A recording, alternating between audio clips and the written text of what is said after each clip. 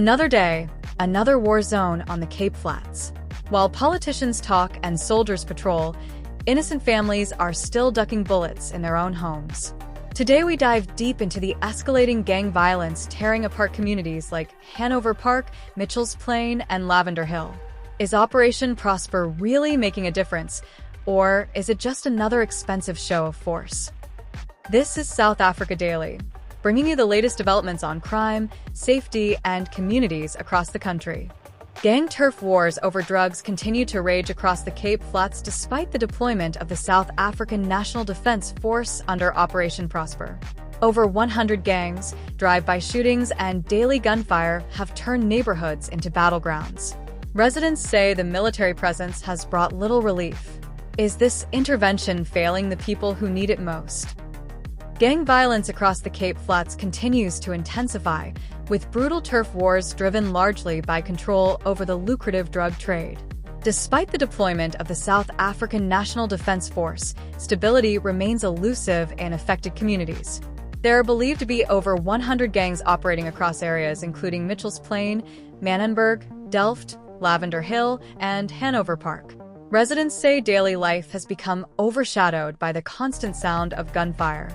Hanover Park remains one of the worst flashpoints, with frequent drive-by shootings linked to ongoing conflicts between rival groups. The violence centers around control of drug distribution networks involving heroin, cocaine, and mandrax. These battles often explode when gang leadership changes, triggering internal power struggles and new alliances. In recent weeks, shifting allegiances between groups in Ottery and Lavender Hill have only made the situation more volatile. Experts warn that this fragmentation is making the violence harder to predict and police. Meanwhile, Operation Prosper, the military deployment costing taxpayers over 800 million rand, is facing growing criticism. Many Capetonians say the soldiers' presence has had little visible impact on the ground. Community leaders describe the operation as largely passive, with patrols often failing to intervene during active shootings. Residents report that soldiers are frequently absent from known hotspots when violence erupts. Some call it a visible show of force rather than a real, targeted crime-fighting operation. While authorities insist the SANDF is there to support the police, critics argue that without proper intelligence-led action and genuine community engagement, the impact will remain limited. As gunfire continues to echo across multiple hotspots, the big question remains: are current interventions enough to restore safety and peace to the Cape Flats? This situation is heartbreaking and completely unacceptable. People in these communities are living in fear every single day. Children can't play outside, families can't sleep peacefully, and innocent lives are being lost over drug money.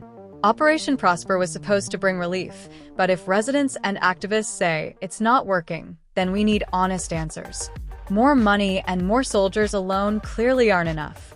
We need smarter policing, real community involvement, and decisive action against the drug lords who are destroying these neighborhoods. The people of the Cape Flats deserve better.